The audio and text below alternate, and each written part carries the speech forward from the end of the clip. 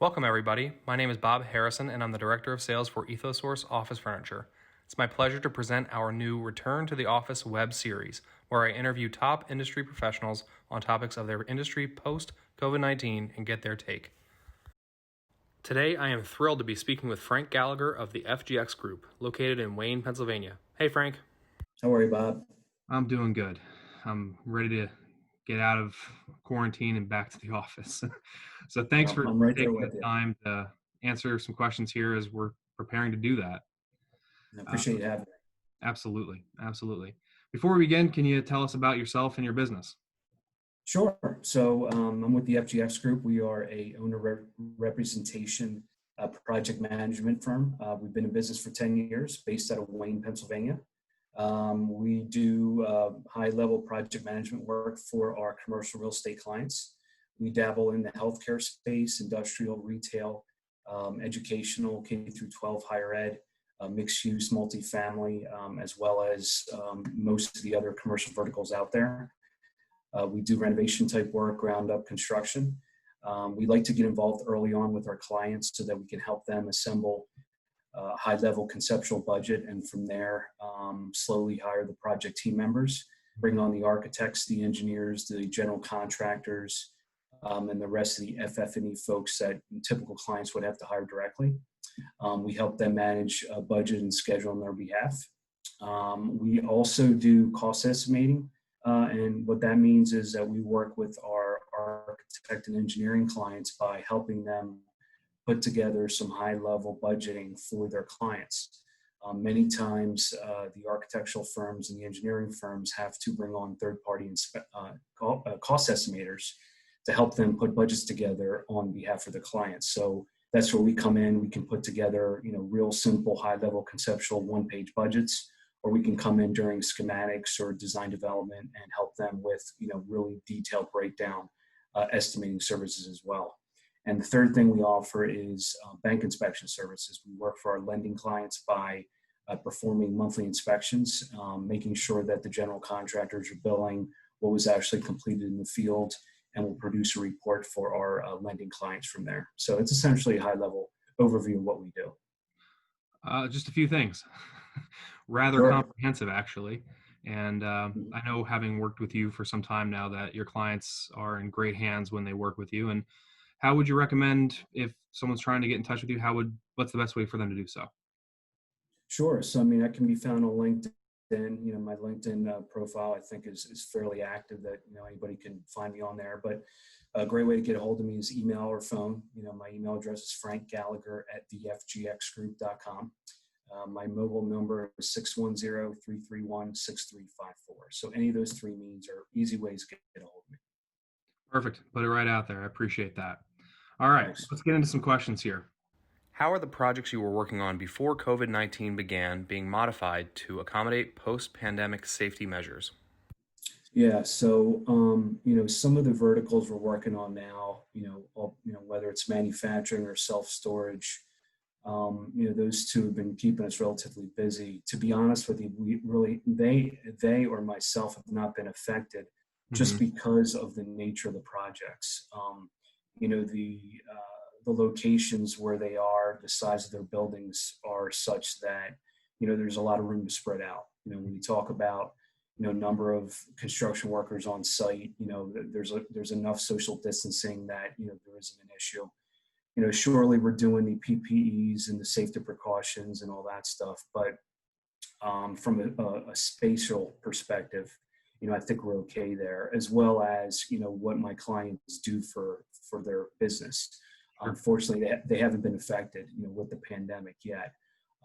So, as a result, that, those particular projects have been, doing okay. We really haven't been affected, knock on wood, nobody's gotten sick on site.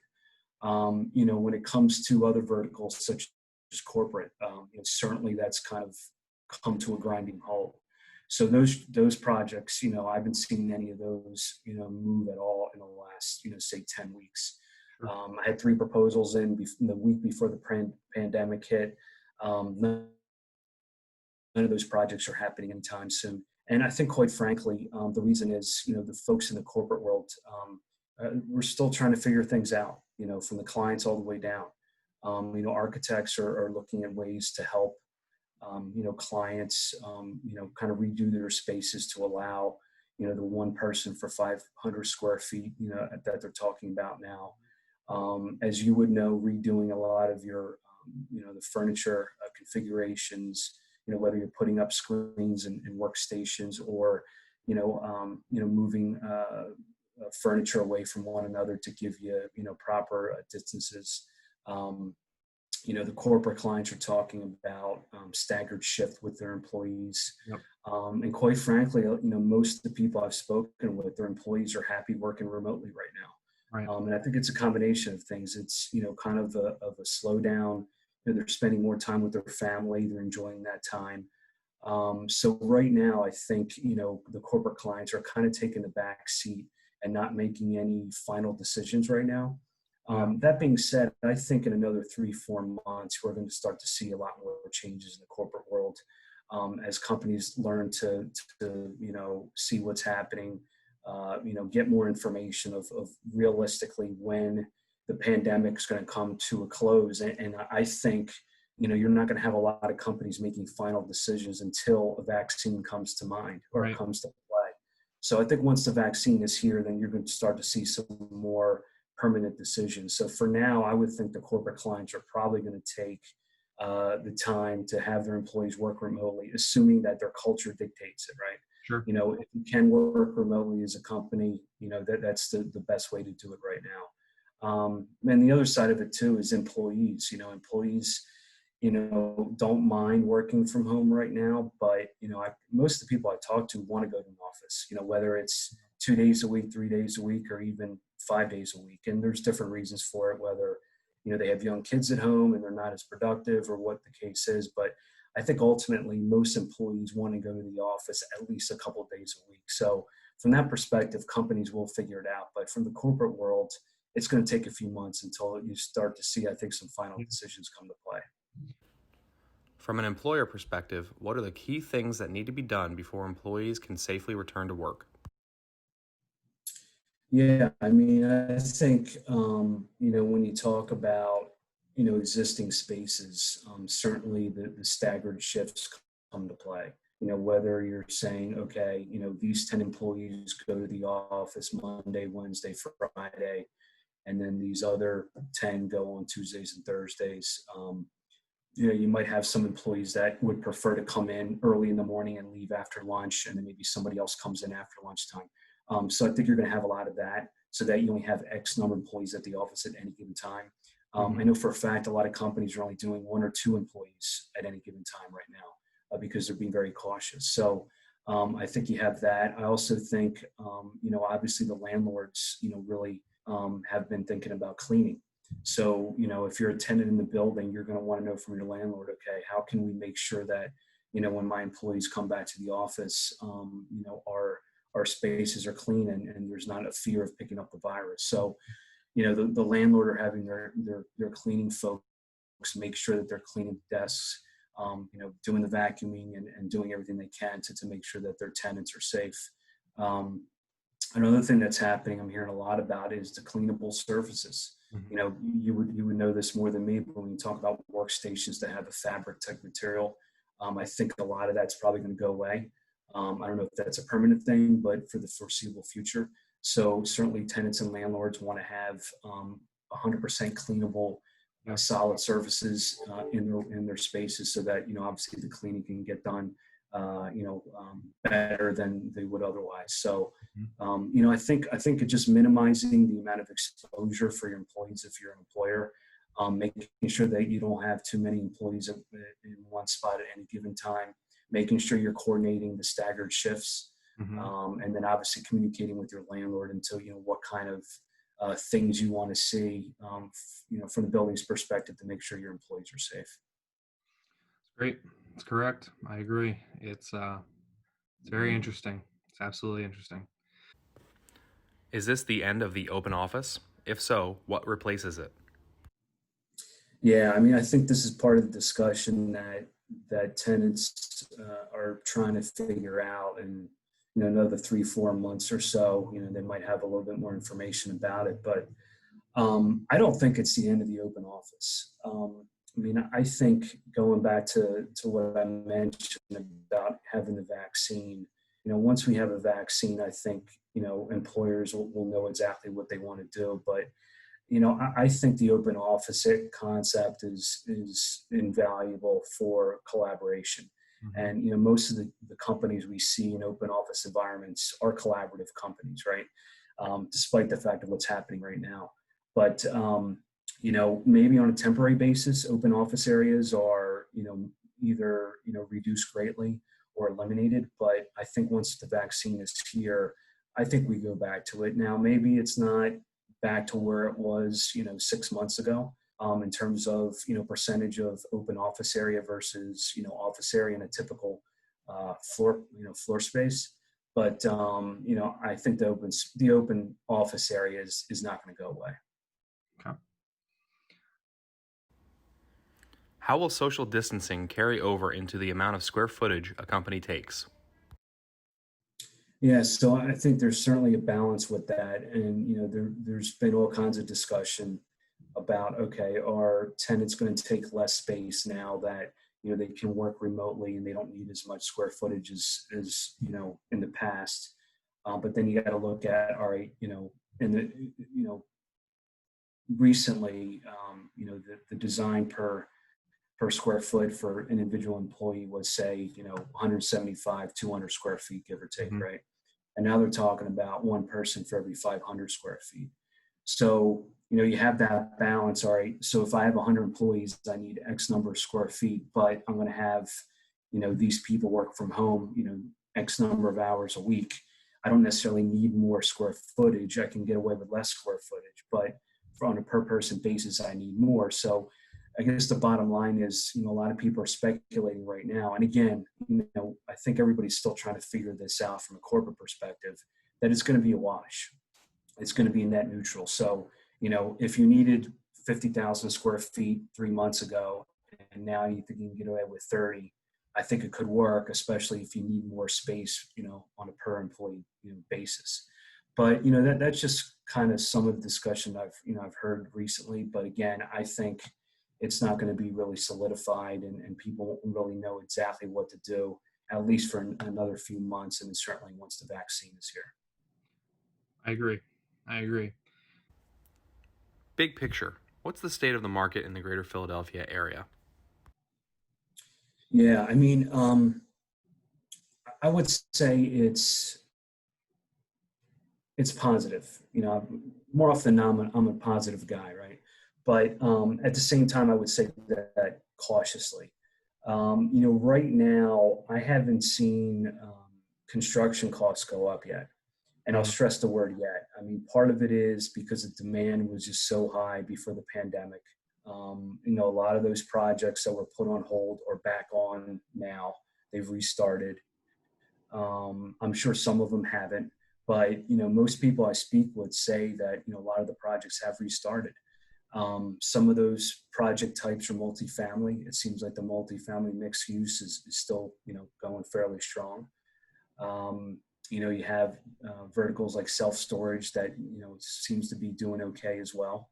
Um, Healthcare, of course, they with the elective surgeries not being able to be done with all the healthcare providers in this area, they certainly lost a lot of money. But once things bounce back and they can have the elective surgeries again, they're certainly going to have the capital for projects again. So I think it's just a matter of months until we start to see the healthcare bounce back sooner than later. Um, you know, so right now, from the construction cost perspective, I haven't seen the numbers go up or go down. As a matter of fact, I've seen them go up a little bit, and that's just because of the pandemic requirements, PPE. Sure. Some of these projects, clients are requiring individual to be on site to take temperatures, to monitor social distancing. And quite frankly, these schedules that once were say 12 months to do, particularly renovation projects, are going to be 14 months now. Yeah. So you're going to get these schedules that are stretched out. which are going to increase general conditions on the contractor's part, which is going to increase the overall cost of the project. So I would say in another 3-4 months, we're certainly going to see um, what's going to happen, at least for the foreseeable future, for construction costs, because now that construction's back online, at least in Pennsylvania, um, it'll be interesting to see what the client demand is going to be between Hmm. now and the election. I could totally see kind of like a steady stream of projects happening between now and November, and then from there, who knows? But for right now, I think your general contractors, your subcontractors have been so busy up until the pandemic. Quite frankly, I wouldn't be surprised if a few of them were actually a little relieved to have a little bit of a Right. break. Right. But the demand with the projects up until the pandemic, with some of them restarting, as well as the backlog of projects out to bid. A lot of these projects that hadn't started yet during the last 3 months. I mean, there were certainly a lot of projects out to bid in the near future as well. So, and then you can get into conversations like supply chains. I'm Mhm. sure you're running into that as well right now. Getting whatever you need, whether it's equipment, materials from overseas, that's been problematic, and that's been increasing costs as well. So I think that stuff, as well as the pandemic requirements and supply and demand, that all needs to be shaken out in the next few months to really see where we are from a construction cost perspective. But for right now, I think it's fairly positive. Certainly the first 2 months of the pandemic, I certainly wasn't getting any, potential opportunities. Right. But honestly, the last few weeks, I have been getting some calls about new projects. So that's encouraging. And, it's not in one commercial vertical, it's kind of spread across the board. So, and, many folks I speak with are saying the same thing. They're seeing, an uptick in opportunities the last few weeks. So, whatever that means, whether it's clients starting to realize that they still need to do their projects and they're tired of waiting and they want to get the ball rolling. So hopefully that continues. But, overall for right now, it's positive. As I said, another 3-4 months, it'll be interesting to see what we see then. I agree. I agree. But optimism. Hopefully that wins the day. That's right. That's right. What has your day to day been like in this environment? Mm-hmm. No, it's a great question. I think it's all about balance. Fortunately, we have been not too affected by the pandemic, and I'll stress the word yet, but knock on wood, we've been very, very fortunate. And I think it's a result of our diversity in terms of what we do, the different types of projects that allowed us to, keep busy during the pandemic where, some of the commercial verticals are slower than others. So the ones that they're still, kind of have a heartbeat, so to speak, are keeping us busy. So, between working, between spending time with my family, particularly my 11-year-old daughter, Brooke, as well as exercise. I'm a big proponent in exercise even before the pandemic. I try to work out, whether it's yoga, play soccer, go on a bike ride, hiking, whatever. I encourage everybody to do something at least once a day, whether it's 15 minutes, a half an hour a day. So I think the balance of keeping busy with work, seeing my daughter and exercise, it has been contributing to that. And with work, it's not only about, performing my daily duties for my current clients, but keeping in touch with people, reaching out to folks like you, touching base, seeing how everybody's doing, reaching out to people I haven't talked to in a while. I think, one of the silver linings with what's happening now is that you have a little bit more free time in your hands, rather, that you can reach out to people you haven't talked to in a while. And it's a Right. good way to re-engage and make sure that people aren't forgetting about you. So I think a combination of all those things have allowed me to kind of stay busy, stay focused, and be okay with this whole thing. So Well, thank you very much for participating with this, and I appreciate your insights. Always great talking with you, and can't wait for this to be over with officially with a vaccine, and we're back to work in the office, and we'll catch up. I'm looking forward to yeah, it. you got it, Bob. I appreciate your time. Thank you. Absolutely. Thank you.